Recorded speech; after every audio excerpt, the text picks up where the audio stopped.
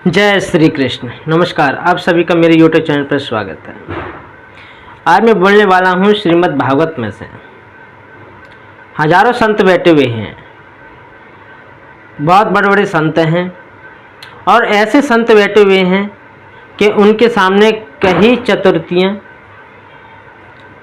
बदल चुकी हैं, कहीं ब्रह्मा बदल चुके हैं, कहीं इंद्र बदल चुके हैं, कलयुग तो न जाने कितनी बार बदल चुका है। ऐसे ऐसे संत हैं और आज भी संत हैं। तो जो हजारों संत बैठे हुए हैं, शौनकादिक ऋषि बैठे हुए हैं, तो सूत जी भी वहीं पर बैठे हुए हैं। तो शौनकादिक जो ऋषि हैं, सूत जी से कह रहे हैं कि मानव के लिए परम धर्म क्या है,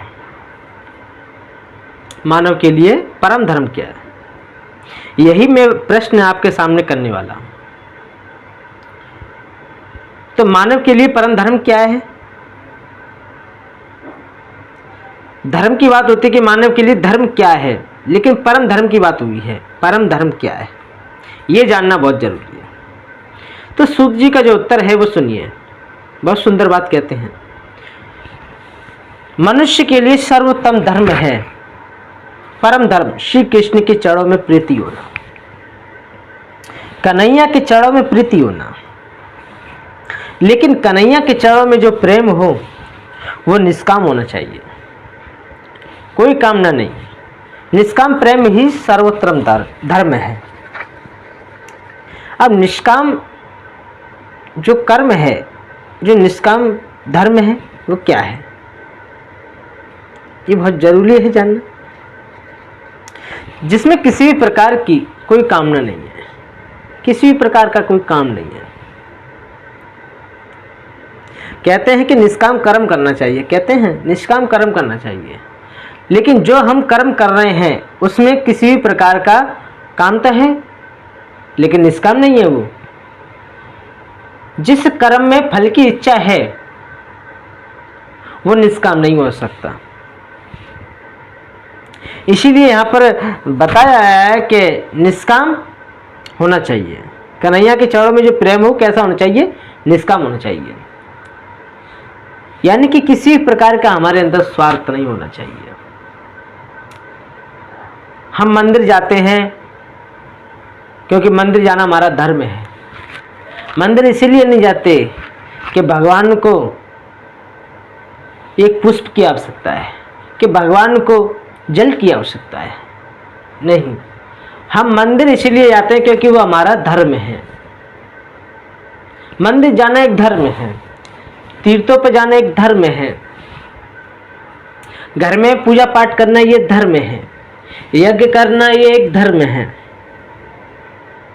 लेकिन हम पूजा करते समय या तीर्थ जाते समय या घर में किसी भी प्रकार की पूजा करते समय हमारे मन में अगर ये विचार उठता है, ये भाव उठता है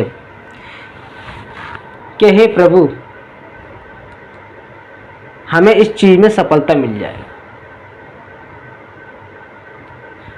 कोई भी कार्य हम कर रहे हैं उसमें हम असफल हो रहे हैं या हमें कोई शंका है, तो ये भाव प्रकट हो गया कि हे प्रभु, हमें इस कार्य में सफलता मिल जाए, कि हमारे घर में सुख शांति बनी रहे, कि मुझे अच्छी सी नौकरी मिल जाए।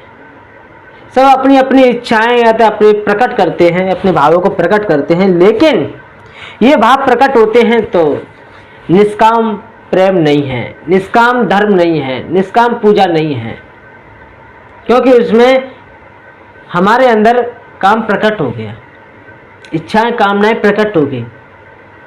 तो वो पूजा ज़्यादा अच्छी नहीं है, क्योंकि उसमें सकाम भाव हमारा बन गया, निष्काम भाव नहीं है, सकाम भाव बन गया। अगर कोई भी कार्य हम करने जा रहे हैं उसमें हम असफल हो जाए तो क्या हम ईश्वर को दोष देंगे कि हे प्रभु, आपने हमारी विनती स्वीकार नहीं की, आपने हमारी प्रार्थना सुनी नहीं प्रभु, हम इस ईश्वर को दोष देंगे। तो यहाँ पर हमारा जो प्रेम है ईश्वर से वो कम हो जाएगा। हो सकता है कि वो प्रेम खत्म भी हो जाए, क्योंकि ज़्यादा मांगने से और ज़्यादा मांगने से अगर वो इच्छाएं नहीं हमारी पूर्ण होती है तो परमात्मा पर हमारा विश्वास हट जाता है। तो ये हमारे अंदर जो सकाम भाव जो है परमात्मा की तरफ, ईश्वर की तरफ, ये संसार के ही भोग हैं जिन्हें हम परमात्मा से मांग रहे हैं। हमारे अंदर किसी भी प्रकार की इच्छाएं नहीं होनी चाहिए, क्योंकि वो सर्वथा इन चीजों से परे है। क्या तुम संसार की कोई वस्तु लेकर सुखी होंगे क्या? फिर उसे मांगने से फायदा ही क्या? अगर हम किसी वस्तु से सुखी न हो सके तो फिर उसे मांगने से फायदा ही क्या? फिर तो मांगने के हमारे अंदर से इच्छाएं खत्म हो जाए। मांगना है तो सिर्फ प्रभु का प्यार मांगो, मांगना है तो सिर्फ प्रभु का प्रेम मांगो, मांगना है तो प्रभु से भक्ति मांगो, है? मांगना है तो।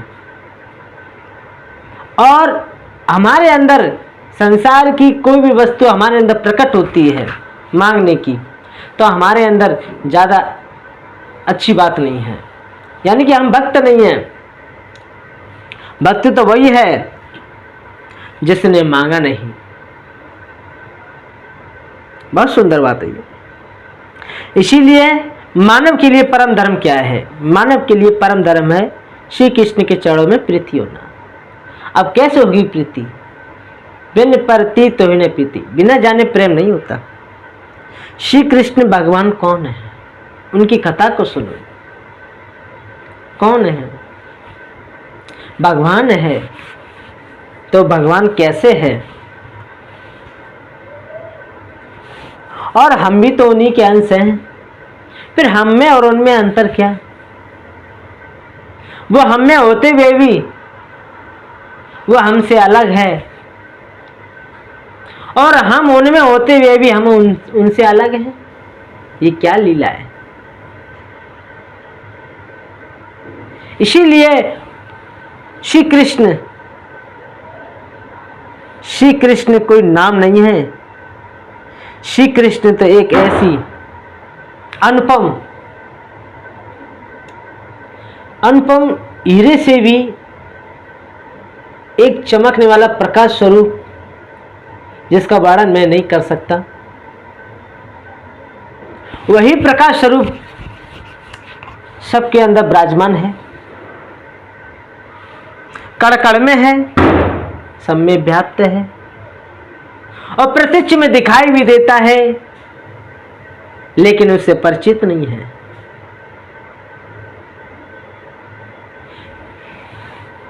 जो भगवान है उन्हें मानने के लिए हम लोग तैयार नहीं हैं। यही सबसे बड़ी हमारी भूल है। अगर हम उस सत्य को भली प्रकार से जानने लगे, हमारे सामने प्रत्यक्ष में हमें जो दिखाई दे रहा है उसे हम वास्तविक जानने लगे, तो हम भगवान को जानने में ज्यादा समय नहीं लगाएंगे। इसीलिए परमात्मा को जानना है, इस ईश्वर को जानना है, इस कृष्ण को जानना है, तो उनकी कथा को सुनो, उनकी लीला को सुनो, उनकी महिमा को सुनो और अनुभव करो। साथ ही साथ अनुभव करो। जब आप अपने अनुभव के द्वारा उस परम तत्व को जानते हो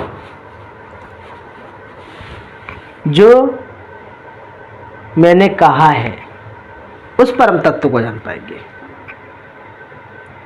जब आप समझ पाएंगे कि मानव के लिए परम धर्म क्या है,